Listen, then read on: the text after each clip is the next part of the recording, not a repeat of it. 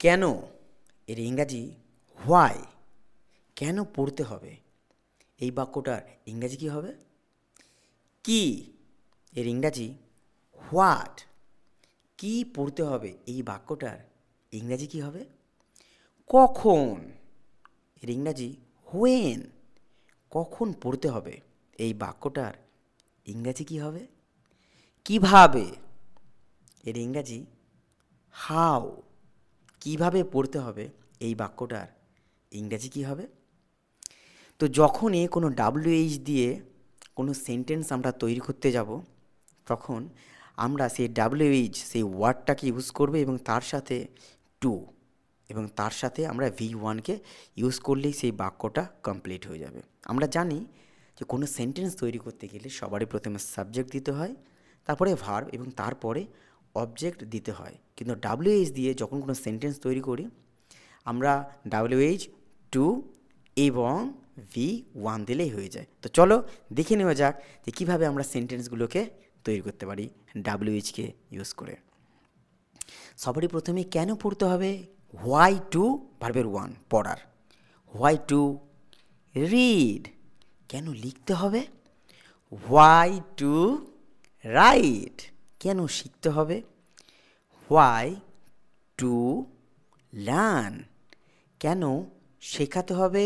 Why to teach. Next, কি বলতে হবে?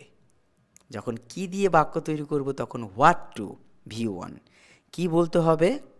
হোয়াট টু টক, কি শিখতে হবে? হোয়াট টু লার্ন, কি শুনতে হবে? হোয়াট টু লিসেন, কি দেখতে হবে? What to C. নেক্সট, কখন দিয়ে যখন আমরা বাক্য তৈরি করব তখন আমরা ব্যবহার করব হোয়েন টু এবং V1। কখন যেতে হবে? হোয়েন টু যাবার V1 গো। কখন আসতে হবে? হোয়েন টু কাম।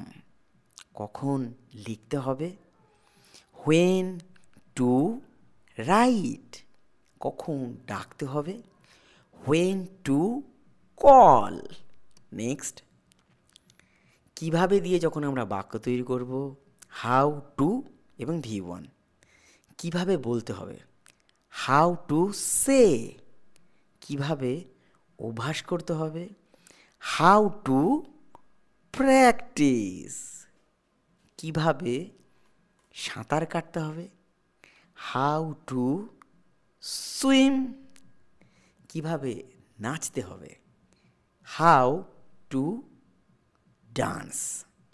এখন আমরা দেখতে পেলাম যে WH দিয়ে যখন আমরা কোনো বাক্য তৈরি করব WH তার সাথে টু এবং তারপরে V1কে আমরা ইউজ করলেই বাক্য কমপ্লিট হয়ে যাবে। তোমার জন্য থাকলো 4টে প্রশ্ন।